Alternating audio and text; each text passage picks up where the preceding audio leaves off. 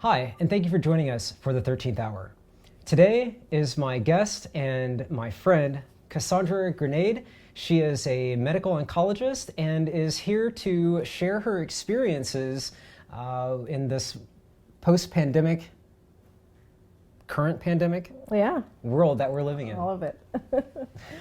Can you please tell us a little bit more about yourself? Thank you for the introduction. My name is Cassandra Grenade. I am a medical oncologist. A medical oncologist is a doctor that takes care of patients with cancers, blood cancers and solid cancers. I currently work for Ohio Health. What led you into that field? Why did you want to be a doctor? For me, medicine was a calling.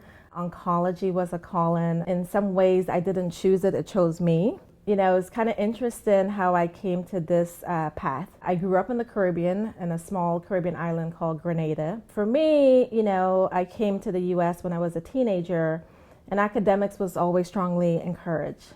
I honestly fell on the path of medicine by accident, I would say. The goal was to, get a college degree and get a good job. I went along that path. I was a non-traditional student. I did not get into medical school the first time I applied. Okay. I worked in industry for 2 to 3 years, did a post-baccalaureate program. So it was a long journey to get into medical school and to be here today. My story, unfortunately, is quite common among minority students on this path to medicine. We just don't have the mentorship or the examples or the know what to do book as some of our other colleagues have. So it's usually a longer path. To answer your question, the reason why I chose oncology is because right when I was leaving for medical school, my grandfather was diagnosed with prostate cancer. I was raised by my grandparents in the Caribbean, and at that time, my whole focus in life was to cure cancer because I thought prostate cancer was going to take his life. Fortunately, it did not, and my grandfather is 89 years now, and this is almost 20 years ago. Wow. So, but that is part of what made me want to be a cancer doctor. That's why I wanted to study cancer. That's what has motivated me to study cancer disparities and my career path. Talking about disparities you just mentioned, can you give us a little bit more depth into that, by what you mean when you talk about health disparities? Health disparities, yeah. So I mean, disparities is a word that is used a lot, right? And sometimes means different things to different people. When I think about just kind of everything in my journey, there are so many disparities. We talked about just getting into medical school and the challenges there. I remember the first time I took the MCATs, I was so unprepared, which is the entrance test for medical school. We're already starting off at such a disadvantage, so that's disparity. In terms of health disparities, as a cancer physician, unfortunately, in just about most cancers, minorities are usually affected more. So usually diagnosed at a later stage of disease and unfortunately have higher mortality because of those things. The typical thing for me when I'm studying and reading, that is a paragraph or a sentence in just about every cancer that I'm reading about. There are obviously many layers to disparities. There are many layers to health disparities. Access to care certainly is one of them. Access to quality care is one of them. Screening so that we can detect cancer early. Early detection then can lead to better outcomes. So access to quality screening, access to physicians. We know from studies and from data that patients are more comfortable with physicians that look like them. So minority patients are more comfortable with minority doctors. There's a shortage of minority physicians, and then you go into subspecialties like myself, like a cancer doctor, then there's even more of a shortage. So, I mean, there's so many layers that is involved in healthcare disparities.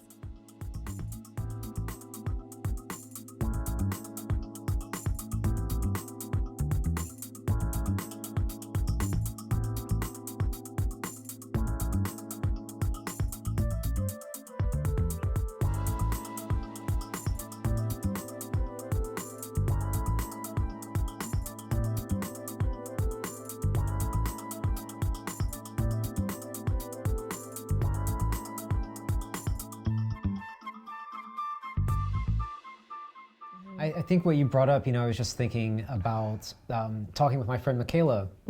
And that was one of the first things that she mentioned was that representation, seeing the faces that look like yours when you come in and hearing those voices that are telling the stories that you heard, growing up and things like that.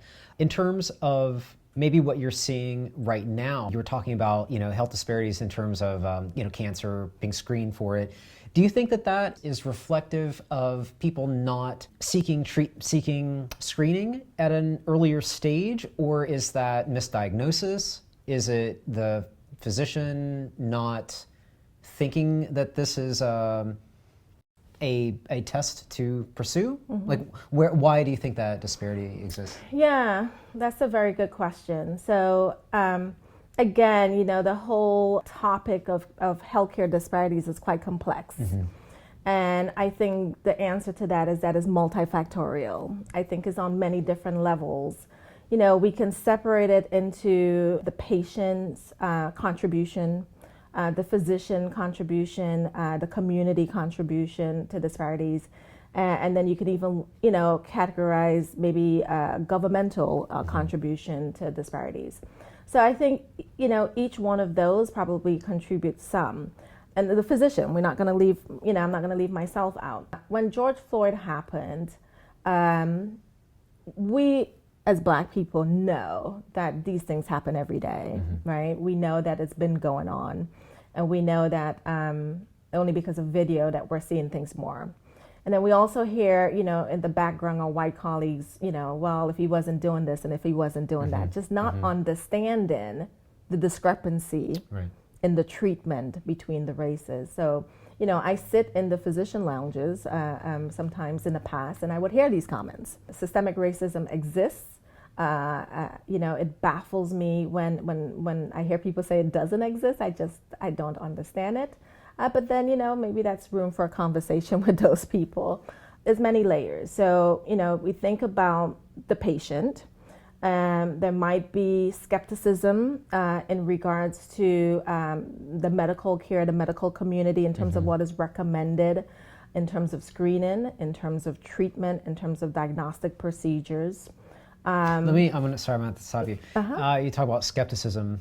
Can you maybe give a few reasons as to why that might exist? Absolutely. So, as you know, the most common one that we are all familiar with in minority population is what happened with the syphilis experiments with the Tuskegee Airmen. So that's the one where, there was a treatment for syphilis, a simple treatment, penicillin, that was not given to these airmen, and they developed syphilis. And not only, developed syphilis, the primary disease, but secondary and tertiary effects of syphilis, which was quite severe. And this was a governmental program. So, I think just about most minority adults at some point in their lives have heard of the story, or it has been passed down. And those things just build on mistrust. And this is just one example. The syphilis, obviously, is the most common one that is talked about.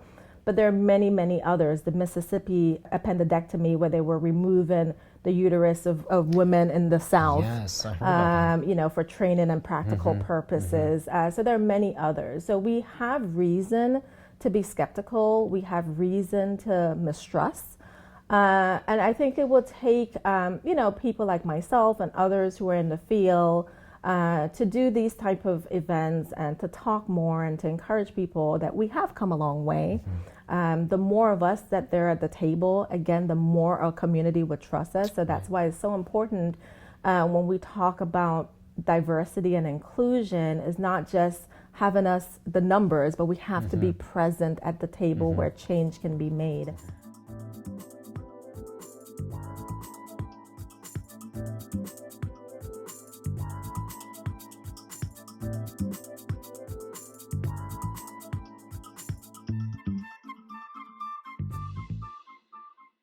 Comes down to a trust issue. A lot of the times it does.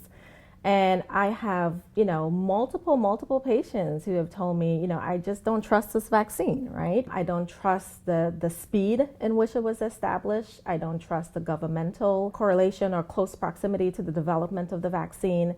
And I tell patients, I get that. I understand that. I myself was quite skeptical as well in the beginning. Again, we as minorities come to this platform with different lenses. We come with the lenses of our history, which has not been a favorable one in terms of medicine and our population. So I completely understand that. But I'm also a doctor, I'm also a scientist, so I know as well to evaluate the data, to look at things objectively, and to put things in the context of this pandemic. COVID-19 is disproportionately affecting minority population. African Americans, Blacks, and Hispanic population are getting and dying of this disease disproportionately more. The risk factors that puts us at higher risk, again, disproportionately affect us. Diabetes, hypertension, chronic lung diseases, and so forth.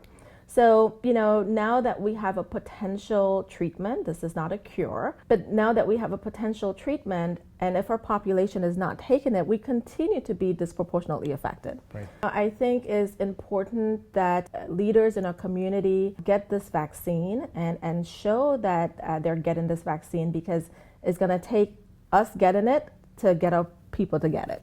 So I think more people of color who get this vaccine, more people see, then the trust factor, changes when they see more of us getting it, and hopefully that will encourage more people to get it. For our audience who's listening to us, for those that are in healthcare, when those folks go, those professionals go and work with communities of color, coming into their practice or whatnot, is there any advice that you might be able to give, especially if that person, has, white racial privilege? How can they create this trusting relationship? Yeah, I think that's a good question. And I think, first and foremost, you have to come with a sensitivity of understanding. This is not just a random mistrust of the system. This is coming from, again, kind of valid reasons as to why people are concerned. So I think one of the first things I would recommend is that you validate that concern, that you acknowledge that concern, that you don't dismiss it because it's coming from a valid place. People have to be very sensitive to that. And I think if you acknowledge it, you recognize it, and then you said, okay, I understand where you're coming from, but here is the data. It's important, and it's important not to be dismissive, not to eye roll, not to make these kind of comments, and come with a sensitivity of, I understand where you're coming from, but this is what I want you to take from me as well. And we can have a dialogue about it. I think that is kind of, maybe one of the better approaches.